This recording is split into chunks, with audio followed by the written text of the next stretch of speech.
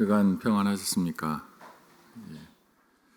하나님의 은혜가 함께 하시길 바랍니다.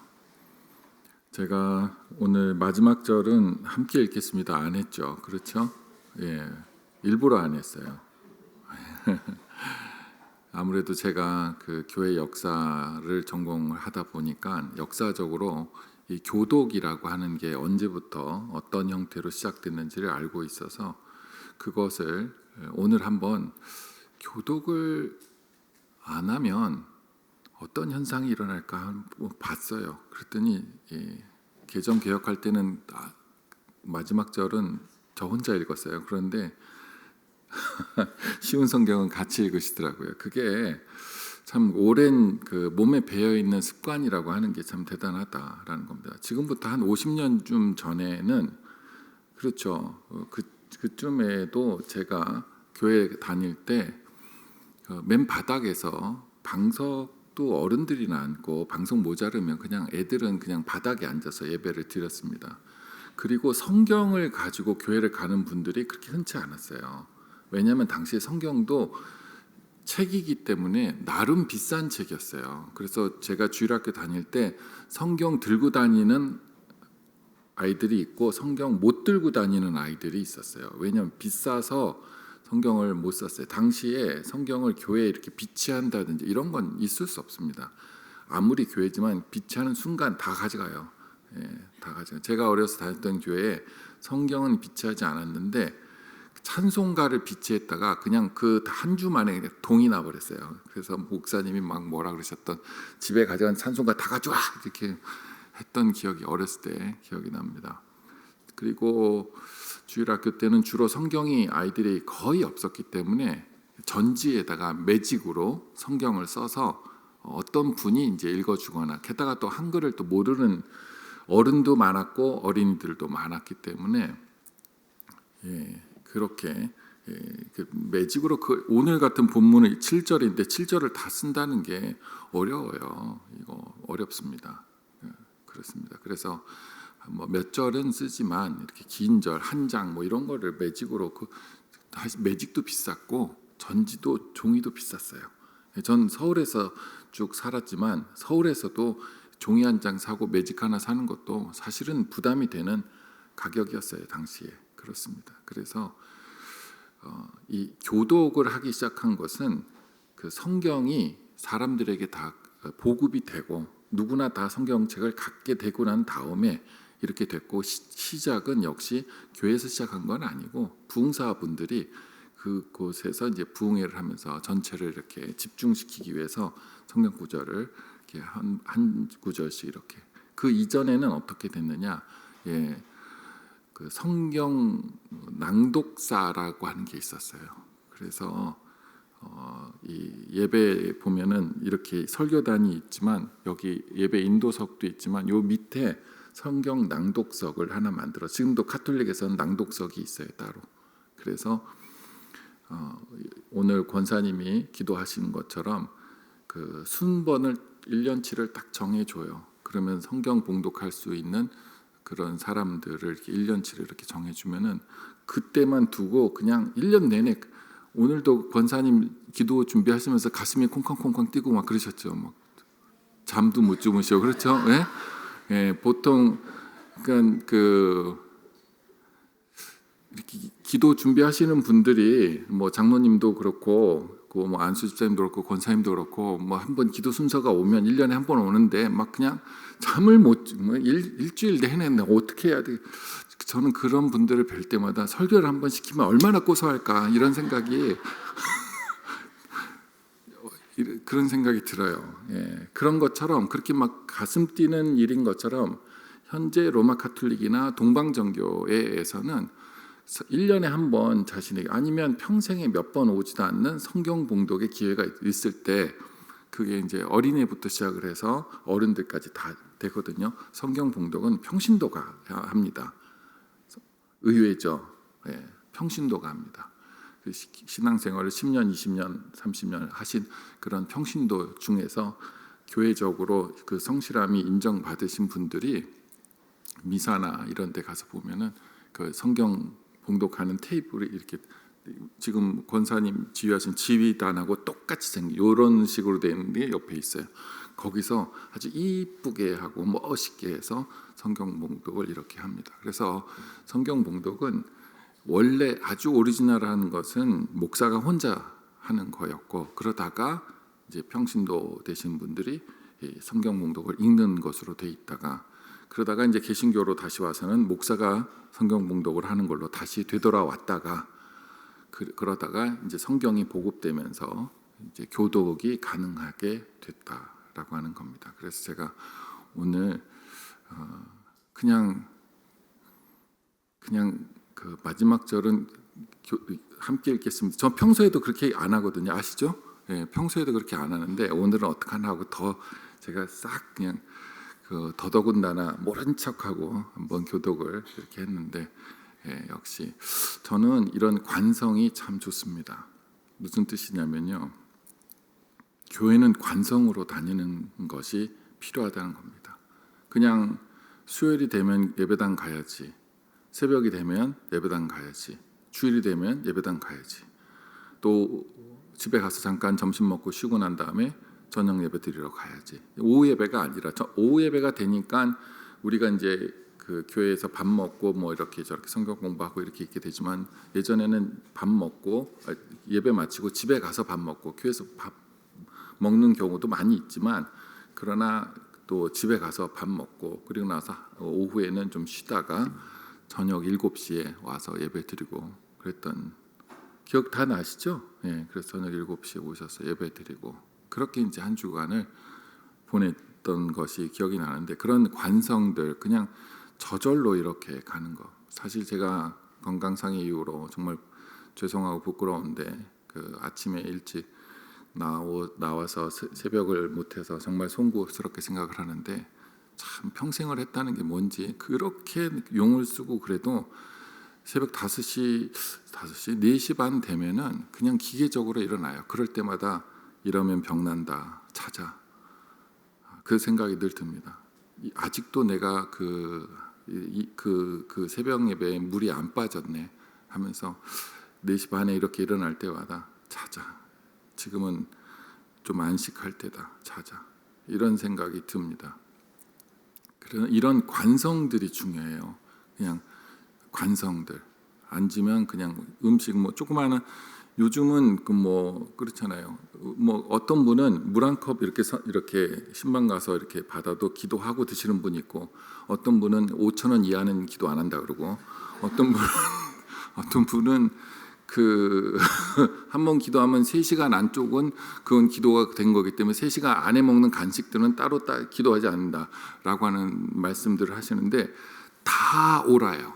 다 옳으니까 그건 걱정하지 않으셔도 되는데, 그냥 감사하는 마음으로 하나님이 주신 것으로 물 한 컵도 또 3시간 안에 간식 드셔도 아무 상관이 없어요. 아무 상관이 없는데, 뭔가 음식이 눈앞에 있으면 기도하지 않으면 안 된다라고 하는 부담감을 느끼는 사람이 이게 기독교인이라는 거예요. 제가 그것을 오늘 보고 싶어서 과연 오늘 교동문이 아니라 마지막 교독할 때 읽으시나 안 읽으시나 이렇게 뵀는데, 결국 마침내는 하시길래 역시 수요일 예배 나오시는 분들은 다르다, 이런 생각이 들었습니다. 예, 이렇게 제가 이런 말씀을 아침 앞에 이렇게 길게 나눠 드린 이유는, 다시 또 1년 만에 역대기를 또 하게 돼서 이제 차츰 이제 회복이 돼가고 이제 모든 것들을 되찾아가는 상황으로 이제 간다라고 하는 겁니다. 슬리퍼 신고 다니다가 그다음 운동화 신고, 지금은 구두 신고, 이런 식으로 조금씩 그러면서 이제 제가 마태복음을 얼마나 하고 싶었겠습니까? 그런데 왜 마태복음을 그동안 못하고 한 절씩만 쭉 했잖아요. 지쳐서, 힘이 들어서.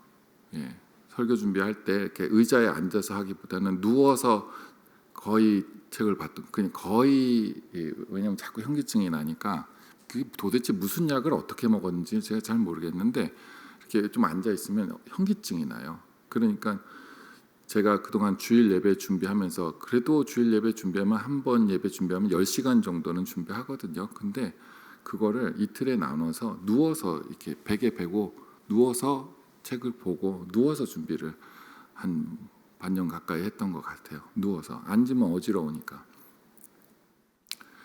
그렇습니다. 수요일 예배도 누워서 준비를 했죠. 누워서. 그래서 책을 누워서 보니까 그것도 또 습관이 되더라고요. 건강에 안 좋은 것이긴 하지만 그래도 뭐 앉아 있기가 불편해. 이렇게 됐었는데 이제 차츰차츰 앉아서도 책을 보고 그런 건강 상태가 오게 되고 이제는 그래서 좀 긴 성경인 마태복음도 다시 큰 맥락에서 다시 지난 주일날 시작을 했고 오늘도 역대기를 전해드리도록 하겠습니다. 오늘 말씀 첫 절부터 보도록 하죠. 첫 절 말씀을 보면 여로보암 왕 18째 해 아비야가 유다의 왕이 됐다라고 하는 것입니다. 여로보암은 르호보암, 그러니까 솔로몬 시대의 여로보암은 솔로몬이 임명한 그 성 건축 감독관이었습니다. 그런데 이 사람이 반역을 꾀하고 있다라고 하는 그런 정보를 솔로몬이 알아서 군사를 시켜가지고 여로보암을 쳐서 죽여라 이렇게 얘기를 하는데 그 정보가 여로보암에게 새 나갔어요. 그래서 여로보암이 이집트로 도망을 갑니다. 이집트에 있는 바로 왕은 너무 좋은 기회를 얻은 거죠. 솔로몬 때문에 아주 그냥 골치가 아파도 너무 아파. 왜냐하면 솔로몬이 너무 똑똑하니까 당해내질 못하고 있었는데 여로보암이 오게 되니까 이 사람을 이렇게 잘 돌봐서 나중에 아주 요긴하게 써야겠다. 지금도 김정은의 친형, 진짜 적자인 김정일의 진짜 맏아들이 미국 맏손자죠, 그렇죠? 맏손자가 미국에 숨어 있잖아요. 그렇잖아요. 예. 그러니까 그 아들은 김정은이 죽였잖아요. 저쪽 예전에 동남아 어디 공항에서 이렇게 대기하고 있을 때 도구로 죽였잖아요. 그 아이의 그 사람의 아들이 친아들이 미국에 지금 있잖아요. 되게 잘생겼잖아요. 아주 잘생겼잖아요. 예. 그걸 이제 항상 쥐고 있는 거죠. 얼마 전에 시리아 대통령이 모스크바 푸틴한테 가서 거기서 숨어 있잖아요. 그러니까 그걸 언제든 이제 쓸 수 있는 거죠. 시리아에 푸틴. 지금 뭐 아시다시피 그 이란에 그 포격받은 그 종교 지도자 그래서 죽은 사람의 그 둘째 아들이 중상을 입어서 지금 러시아에서 숨어서 치료를 받고 있는 것은 뭐 이미 보도 다 돼 있는 거죠. 그런 식으로 내일을 위해서 준비를 하는 것으로 여로보암을 딱 가지고 있었던 거죠. 예, 그렇습니다. 그래서 이집트가 여로보암을 갖고 있다가 솔로몬이 죽자마자 바로 그냥 르호보암 앞에 여로보암을 보냅니다. 그냥 보낸 게 아니라 정치 자금을 두둑히 해서 여로보암이 올 때 가령 정치 자금 한 1,000억 정도 갖고 오면은 뭔들 못해요. 예수님을 죽이자라고 사람들이 외쳤을 때 왜 외쳤다고 성경에 명시적으로 기록돼 있죠? 돈 받고. 성경에 복음서 왜 그렇게 나와 있잖아요. 유대교 지도자들이 돈을 주고 그들을 매수하고 바라바가 아니라 예수를 십자가에 못 박으라고 선동을 하라고 한 성경에 안 보셨어요? 다들 눈만 껌뻑. 성경에 돈 주고 매수해서 예수를 죽이라고 소리를 지르라고 그렇게 나와 있어요. 오늘 가서 한번 찾아보세요. 예. 정치를 하려면 돈이 없으면 안 되는 거예요. 근데 여로보암한테 한 1,000억 줘서 가서 하라 그러면은 충분히 정치할 수 있죠. 그러니까 나라를 두동강을 낼 수가 있었던 겁니다. 그렇게 하는 거예요. 그렇게 미국이 지금 다른 나라들을 이렇게 장악해 가는 게 다 그렇게 하는 거죠. 그럼요. 다 그렇게 하는 거죠. 다 그렇게 하는 거예요. 다. 박정희도 미국 유학파 나중에 육사도 그러니까 재교육 미국에서 받았고 전두환도 미국에서 다 장학금 줘갖고 다 가르쳤고 다 미국에서 요리조리 다 키운 사람들이에요. 다 하나같이 다 그렇습니다. 다 그렇죠. 예, 그럼요. 김대중 대통령 그분도 위기에 직면했을 때 미국과 일본과 그리고 독일 등에서 또 영국 등에서 이렇게 몸을 숨겨줬으니까 살아남을 수가 있었던 거죠. 그럼요. 일본에 있을 때도 테러를 당해서 죽을 뻔했었잖아요. 그거 다. 그래서 그 영국에 가면 대중로가 있잖아요. 대중로. 런던에 대중로가 있어요. 어느 조그만한 쿼터가 있는데 조그만한 마을이 우리로 오자면 이렇게 동의 번지 정도 되는 것에 그 로가 대중로가 있어요. 런던에. 그렇게 해서 다 음으로 양으로 사람을 이렇게 준비를 시키는 거죠. 여로보암을 그렇게 준비를 시켰기 때문에 르호보암이 여로보암을 상대하기에는 버거운 거죠. 왜냐하면 이미 다 정치 자금 다 돼 있고, 그리고 또 여로보암이 와서 한 사람당 10억씩 주고 100명 딱 준비해가지고 거기서 르호보암 만나서 어떤 일을 하면 이미 10억씩 받은 사람들은 여로보암의 편에서 무조건 얘기할 수밖에 없는 거죠. 그렇게 된 거죠. 그래서 여로보암이 이제 왕이 되고 나라를 두 개로 쪼개고 왕이 되고 18년이 흘렀습니다. 그리고 아비야가 누구냐면 여로보암이 나라를 쪼갤 때 당시의 왕이었던 르호보암, 솔로몬의 아들 르호보암의 아들이 아비야예요. 아비야. 르호보암은 41살에 왕이 되었고, 그리고 17년을 다스리다가 58세에 숨을 거두고, 그리고 아비야가 왕이 됐습니다. 그러니까 여로보암은 3명의 왕을 거친 사람이에요. 누구죠? 솔로몬 때도 여로보암이 있었죠. 그의 아들 르호보암 때도 있었죠. 그리고 그의 손자인 솔로몬의 손자인 아비야 때도 여전히 대립하고 있는 막강한 세력이 여로보암이었다. 여로보암의 뒤에는 누가 있었다? 이집트가 있었다라고 하는 겁니다. 그런 거죠. 사람이 정치적으로 혼자서 있을 수는 없잖아요. 그러니까 이 정치적으로 어떤 역할을 하려고 그러면 그 사람 뒤에 누가 있는 거예요. 다 누가 있는 거예요. 다 있어요. 우리나라 정치인들도 그 뒤에 누가 있고, 교회도 그렇고 또 가정도 그렇잖아요. 기세등등한 가족이 있고 기세등등하지 않은 가족이 있죠. 그렇죠? 가령 집에서 엄마가 파워가 있으면 애들은 엄마한테 줄 쓰지 아빠한테 줄 안 쓰잖아요. 그렇잖아요. 그런 것처럼 어디에 줄 서야 될지 아는 것처럼 그렇습니다. 그래서 여로보암이 이렇게 3대의 왕을 거칠 수 있었던 것의 근거에는 이집트가 있었다라고 하는 겁니다. 마치 김정은의 뒷배가 중국인 것처럼, 그런 것처럼 그렇게 되는 거죠. 중국이기도 하고 또 러시아이기도 하고 둘 다이기도 하고 그렇게 돼 있는 거죠. 그 대신에 이제 그 동해나 서해의 바다를 자기 바다처럼 마음껏 사용할 수 있고, 북한에 있는 엄청난 자원들도 러시아나 중국은 마음대로 갖다가 사용하고 있죠. 마치 자기 주머니에 있는 것처럼. 대신에 이제 정권을 지켜주고 있는 그런 관계죠. 여로보암이 그렇게 정권을 갖게 됐다라는 것입니다. 아비야가 유다의 왕이 되었다. 다음 절 볼까요? 그런데 예루살렘에서 3년 동안 다스리다가 죽었다. 이건 나중에 말씀드리고, 그의 어머니는 미가야라고 하는 사람이고, 그 사람은 우리엘의 딸이다라는 거죠. 우리엘, 그러니까 어머니는 미가야이고, 그리고 미가야는 우리엘의 딸이다. 그래서 그런데 그 어머니 미가야가 누구냐면, 참 이 성경을 이렇게 이름 성경 족보들이 나올 때 지루하게 보지 마시고 한번 이렇게 족보를 이렇게 한번 찾아가 보세요. 마태복음도 족보부터 시작하니까 되게 지루하잖아요. 그렇죠?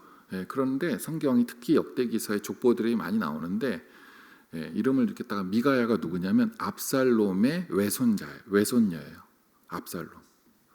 솔로몬의 그러니까 다윗의 아들 압살롬의 딸이 다말인데, 다말이 시집가서 그 딸을 낳았어요. 그 딸을 낳은 사람이 미가야이고, 미가야의 아들이 바로 아비야예요. 그러니까 한 5촌 정도 되는 그 관계인 거예요. 그러니까 5촌끼리 결혼을 한 거예요. 이해가 되시죠? 그렇게 된 거예요. 그래서 아비야가 르호보암의 아들이었던 아비야가 그것도 이 압살롬하고의 관계와 아비야까지의 오촌 관계의 그 복잡한 얘기도 오늘 밤새 해도 너무 재밌습니다. 그래서 제가 늘 말씀드리지만 전 9시 넘어서는 성경을 안 봐요. 왜냐면 잠을 못 자겠어요. 너무너무 재밌어요. 이 미가야가 압살롬의 손자라는 거 모르셨죠? 그렇죠? 예, 재밌습니다. 어떻게 하다 보니 그 반역자 압살롬의 손자가 낳은 아들이 이스라엘의 왕이 됐어요. 참 대단하죠? 자기가 왕이 되려고 했던 할아버지는 요압 장군은 다윗의 조카잖아요. 예. 왜냐하면 요압은 다윗하고 나이가 비슷했지만 큰 누나의 아들이 요압이니까. 다윗은 8째 아들이었고 그 위에 딸들이 있었는데 그 큰 누나의 그러니까 나이 차이가 엄청난 거죠. 큰 누나는 거의 엄마 뻘이죠. 예. 그래서 그 요압이 이 압살롬을 죽이지 않습니까? 그런데 그 압살롬의 손자 때에 가서는 그 왕이 나왔다.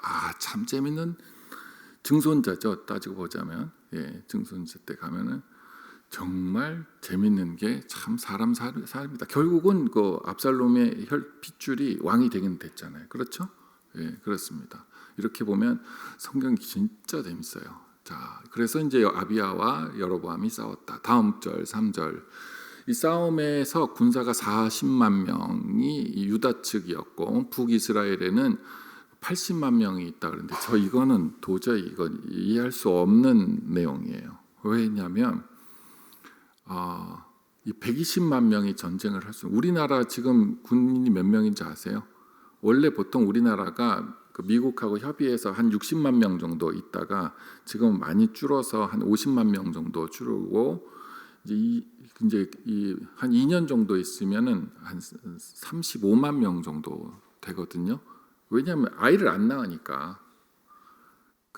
그런데 그 우리나라보다도 경상남북도 크기밖에는 안 되는 사이즈가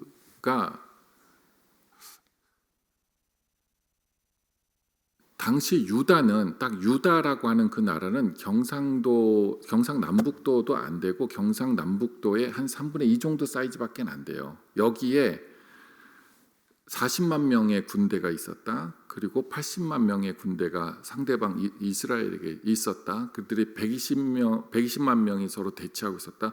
그럴 데가 없어요. 120만 명이 한번 밥을 먹는다고 해보세요. 우리 한국식으로 생각하면 쌀이 얼마나 있어야 되는지 아세요? 가마솥이 어마어마해요. 그렇죠? 한 사람당 그 마늘 하나씩만 줘도 120만 개를 줘야 돼요. 밥 먹을 때마다. 그렇죠? 예. 그 110만 명한테 열심히 싸우라고 아이스크림 하나만 줘도 120만 개를 끼니 때마다 하나씩 줘야 돼요. 와우. 그러니까 이런 성경은 다 이유가 있어요. 왜 40만 명이나 80만 명이나 이렇게 했냐면 지금 이 글을 쓰는 사람이 누구냐면 아마도 에스라 느헤미야 할 때 그 에스라로 추정을 하고 있어요. 이 역대기를 쓴 사람이 바벨론 포로에서 돌아온 사람의 입장에서 볼 때 지금 성전 건축이 지지부진하고 있는 상태에서 서로 싸우고 있는 거예요. 우리가 1945년에 해방되고 나서 여러 계파로 나눠져서 싸우고 엉망으로 있는 치안과 뭐 깡패들 다니고 이런저런 그런 상태에 있는 것처럼 지금 귀환해서 온 사람들과 있었던 사람들과 서로 갈등이 심하고 또 돈은 없어서 건축은 하다가 말고 폐허 속에서 같이 그냥 거지처럼 살고 있고 이런 생활이었거든요. 그러다 보니 이런 사람들에게 지금 우리는 옛날에 대단히 하나님의 은혜를 받은 위대한 민족이었다라고 하는 얘기를 하고 싶은 거예요. 그래서 군사가 40만 명이 아니라 아마 살았던 사람 인구가 40만 명이지 않았나 이렇게 생각이 들고 북이스라엘도 80만 명이 북이스라엘에서 온 군대라기보다는 그냥 그런 정도의 규모로 그들이 인구를 형성하고 있지 않았는가 이렇게 보는 것이 오히려 타당합니다. 우리나라도 다 만들어진 얘기들을 통해서 우리는 자부심을 많이 가져요. 그게 나쁜 건 아니지만 그러나 사실을 들이댔을 때 사실 이순신이 누군지 잘 몰랐어요. 우리나라가. 이순신을 부각시킨 사람은 박정희 대통령이에요. 왜냐하면 본인이 군인 출신이잖아요. 그래서 그래서 어렸을 때 예전에 제가 보면은 TV에 군인들 얘기가 참 많이 나왔어요. 을지문덕이라든지 강감찬이라든지. 요즘 을지문덕 그 드라마 같은 거 안 나오잖아요. 그렇죠? 강감찬 드라마. 그러니까 옛날에 군인 출신의 위대한 정치가였던 사람들이 여기 계신 분들이 어렸을 때 TV에서 많이 나왔던 이유가 군인 출신 중에 이렇게 훌륭한 사람이 있었다는 것을 통해서 정치적인 그런 이유들이 있는 거죠. 그걸 비단 나쁘다고만 볼 수는 없는 거고. 그래서 지금 폐허 속에 그지처럼 살아가고 있는 포로기에서 돌아온 사람들에게 꿈을 심어주는 거예요. 우리가 옛날에는 이렇게 정말 창대한 어마어마한 능력의 민족이었다라고 하는 것입니다. 사실 뭐 근거가 전혀 없는 건 아니에요. 다윗이 하나님 앞에 벌 받았을 때 인구 조사했을 때 유다에서 군인으로 복역할 수 있는 사람, 그러니까 나이 20살에서 60세까지 있는 남자들, 그 인구 조사라고 하는 것이 사람을 지금 인구 컨센서스처럼 지금 뭐 애들부터 어른까지 다 하는 그런 게 아니라 민수기도 그렇고 20살에서 60살까지 동원할 수 있는 사람 명단만 있는 거예요.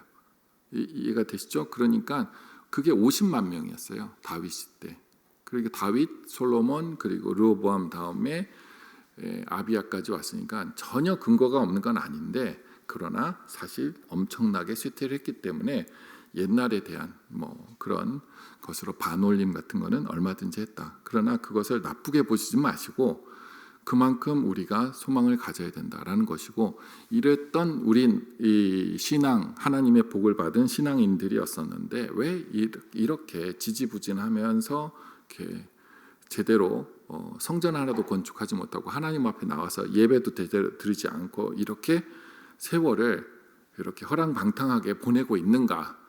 우리는 정말 하나님의 복을 받은 위대한 대제국의 후손들인데 말이야 라고 하는 얘기를 저 40만 명과 80만 명이 지금 하고 있는 그런 의도적인 것입니다. 4절 말씀 보겠습니다. 그래서 이제 에브라임 산중 스바라임에서 이제 전투를 하게 됐다라고 하는데 이게 뭐냐면 이스라엘이 보세요. 우리나라가 남북으로 갈라졌는데 북한하고 우리나라가 38선이 거졌잖아요. 그렇죠? 처음에 남북으로 갈라졌을 때. 근데 38선이 이스라엘이 갈라졌을 때 어떻게 예루살렘에서 갈라진 그 가장 가까운 그 위선이 어디냐면 라마였어요. 라마라고 한다면 여기서 김포공항까지의 거리예요. 너무 북한군이 김포공항에 있다라고 한다면은 우리 예성교회가 그 예루살렘이라고 한다면 위험해요, 안 위험해요? 너무 가깝잖아요. 거기서 세 총만 쏴도 맞잖아요. 너무했나? 그렇잖아요. 거기서 세 총은 좀 너무했지만 거기서 돌멩이만 던져도 맞잖아요. 그것도 좀 너무했나? 김포공항하고 제가 일부러 지도를 보고 한번 재봤어요. 라마까지 예루살렘에서 8km거든요. 그러면 여기서부터 김포공항까지가 8km더라고요. 그러니까 이 라마 성을 건축하고 있는 북이스라엘의 여로보암 군대가 너무 가까이 있는 거예요. 근데 성을 완성하지 않고 막 짓고 있는 거예요. 그러니까 이 아비야 입장에서 볼 땐 이건 너무하다. 거기 국경선을 이렇게 해서 좀 더 떨어져 있으면 몰라도 아니 거기다가 큰 성을 만들어 놓으면 그 위에서 그야말로 세 총만 쏘면 예루살렘인 예성교회가 맞으면은 큰일 나잖아요. 그러니까 아비야가 어쩔 수 없이 전쟁을 하게 됐다라고 하는 것이고 스마라임이라고 하는 것은 거기서 라마에서 약간 더 뒤쪽으로 가는 거니까 예를 들자면 김포공항에서 저쪽 김포공항 쪽에서 한 2km 정도 더 뒤로 간 곳에 있는 지금도 있는 스마라임 산에서 서로 대치하면서 이런 일이 있었다라고 하는 겁니다. 전쟁이 있었다. 다음 5절 말씀을 보면 그래서 이 아비야가 말을 하기를 나는 우리 유다 왕국은 소금 언약의 백성이다라는 얘기를 하는 겁니다. 소금 언약, 소금은 시간이 지나면 썩어요, 안 썩어요? 세 개가 유통기한이 없어요. 세 개가 사실은 네 개인데 그냥 뭐 네 개 다 하죠, 뭐 그냥. 소금은 자연 소금 사시잖아요. 사실 거기 뭐 언제까지로 써져 있지만 소금은 1000년 전 소금을 먹나 지금 소금을 먹나 유통기한이 없어요. 요즘 뭐 많은 분들이 핑크 소금, 뭐 히말라야 소금들 많이 드시잖아요. 그렇잖아요. 그게 1000년이 됐는지 10만 년이 됐는지 뭐 알 수 없잖아요. 어마어마한 그 소금은 유통기한이 없어요. 또 사실 설탕도 유통기한이 없어요. 설탕도 너무 농도가 짙어서 세균이 살 수가 없어요. 꿀도 그래요. 꿀도 유통기한이 사실상 없어요. 또 유통기한, 이거는 여기까지는 제가 그냥 말씀드린 거고 마지막 추가로 하나, 이건 진짜로 중요해서 또 유통기한이 없는 게 뭔지 아세요? 진짜로 우리가 잘 먹는 아이스크림 유통기한이 없어요.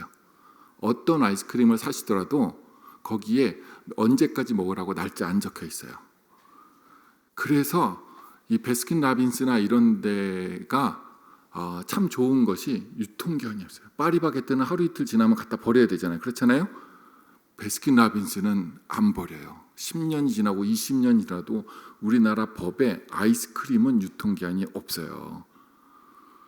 그러니까 장사를 하시려면 베스킨라빈스를 하세요. 그거는 유통기한이 없으니까 그냥 끝까지 그냥 남아도 그냥 계속 갖고 있으면 되는 거예요. 그래서 소금 언약이 뭐냐면 변하지 않는 언약을 하나님께서 우리에게 주셨다. 다윗하고 약속하신 우리만이 정통 왕가라고 하나님이 말씀하지 않았냐라고 이렇게 한 거예요. 6절 말씀.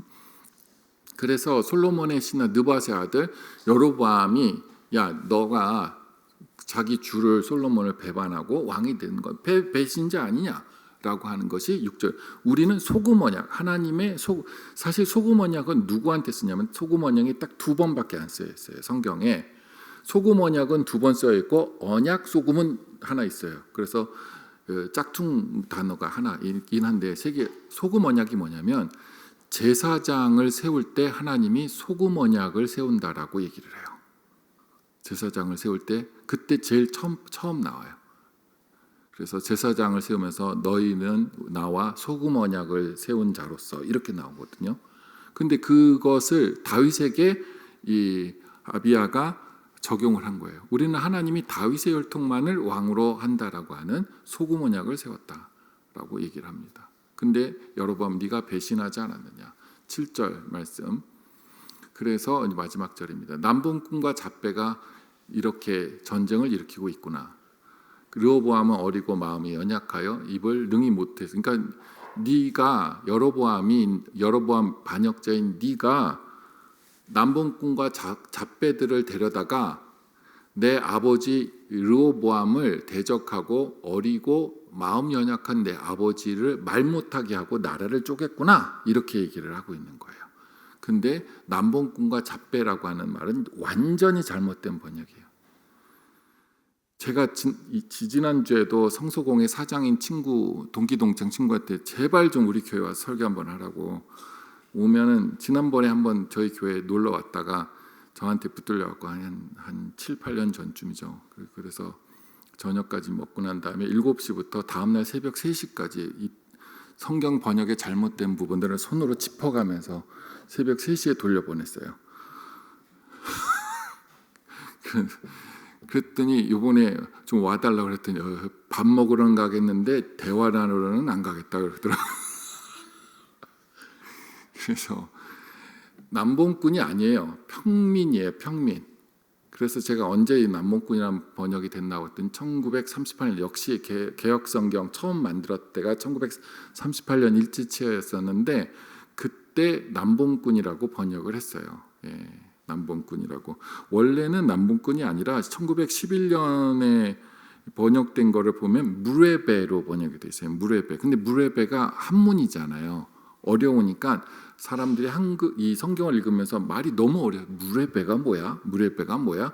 이렇게 하니까 그게 1911년에 최초의 번역본에서 그렇게 물의 배로 먼저 번역을 했는데 나중에 전체적으로 통합해서 모든 교단이 다 감리교, 침례교까지 다 쓸 수 있는 그런 것을 만들었는데 그 성경이 개역 성경인데 그 개역 성경에서 물의 배를 남봉꾼으로 바꿔요. 그런데 원문은 그냥 평민이에요. man. 영어 성경에도 그냥 man으로 되어 있어요. 넌 평민이지 않냐? 소금 언약이 없는 일반 사람이지 않냐?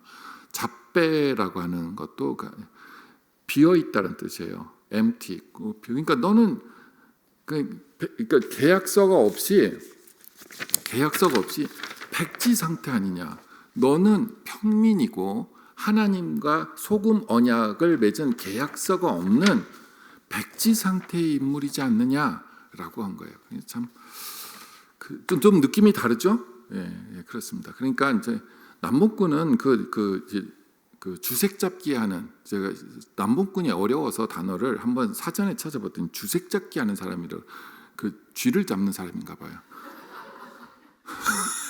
그래서 뭐 잡으러 다니는 사람 같은데, 예, 그렇습니다. 그리고 이제 아버지가 어리고, 사실 르호보암은 안 어렸어요. 왜냐하면 41살에 왕이 됐기 때문에. 근데 어리고 그러니까 아버지가 여로보암 너의 그런 겁박에 넘어가서 결국 나라를 쪼개버렸다라고 하는 아들의 회환이에요. 내 아버지가 좀 똑똑하게 일을 처리했었어야 되는데 똑똑하게 일 처리를 못했다라고 하는 것을 아버지를 바라보면서 이 아비야가 내 아버지는 어리고 마음이 41가 뭐 어려요. 예. 아직 그 모든 것들이 정비가 되지 않은 상태였었고, 뭐 정비가 왜 안 돼요? 41은 불혹인데 정비가 돼야지. 그렇죠? 예, 그렇게 돼서 결국은 네가 나라를 쪼개서 가져가지 않았느냐라고 하는 것이 오늘 성경 말씀입니다. 성경 재밌죠? 예, 참 재밌습니다. 예, 나머지는 다음 주에 좀 드릴게요. 제가 이렇게 말씀을 드린 이유가 수요일 날 좀 더 이렇게 전도들을 많이 해서 수요일 날 예배 참석할 수 있는 전도들을 좀 많이 하세요. 예, 수요일 날 이렇게 훌륭한 목사님이 재미있게 설교를 하는데도 안 와. 다음 주에 한 분이 한 분씩만 더 데리고 오세요. 네, 그러세요. 예, 우리가 수요일이면 그냥 교회 가는 날 이렇게 생각을 해야지.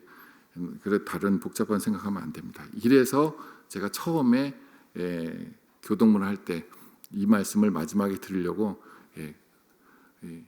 수미 여기 수미 권사님 계셔서 근데 수미를 이렇게 맞춘 거예요. 뭐 앞하고 뒤를 맞추려고 성경 원고에 제가 딱 써놔서 이렇게 된 겁니다.